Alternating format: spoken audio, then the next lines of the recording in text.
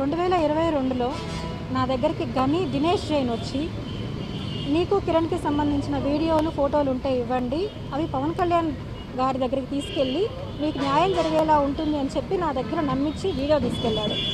అప్పుడు నేను నమ్మకపోతే నా ఫ్రెండ్ అయిన హరిశంకర్ దగ్గర కాల్ చేపించి నీకు న్యాయం చేపిస్తామని చెప్పి తీసుకెళ్లారు. ఆ తర్వాత 2025లో ఎప్పుడైతే నా ఆర్థిక పరిస్థితి ఇదయ్యి నేను సూసైడ్ చేసుకునే పరిస్థితి వచ్చిందో, నేను హాస్పిటల్లో ఉన్న 2 డేస్లో నా పర్మిషన్ లేకుండానే ఆ వీడియోస్ అనేవి రిలీజ్ చేయడం జరిగింది.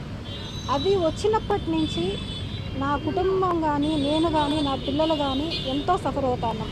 ఆ తర్వాత జరిగిన విషయాలు అందరికీ తెలిసిందే. ఎన్నో సమస్యలు పడి మేము కోర్టు ద్వారా అన్ని సెటిల్మెంట్ చేసుకోవడం కూడా జరిగింది.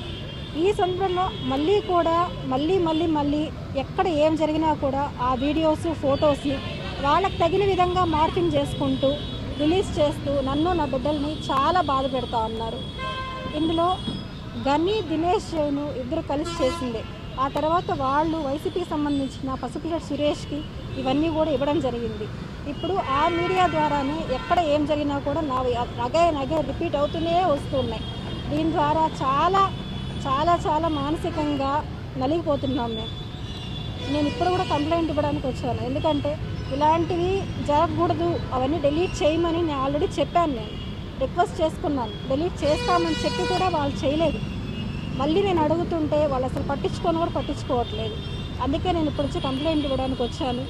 మళ్ళీ కానీ ఇవి ఇలానే రిపీట్ అవుతూ ఉంటే నేను ఎంత యాక్షన్ ఉన్నా తీసుకోవడానికి చాలా రెడీగా ఉన్నాను. దయచేసి అవన్నీ డిలీట్ చేయాలనేసి సిఏ గారిని కూడా కోరడం అనేది జరిగింది. అబ్దుల్ గని, దినేష్ జైన్, హరిశంకర్, పసుపులేటి సురేష్ వాళ్ళు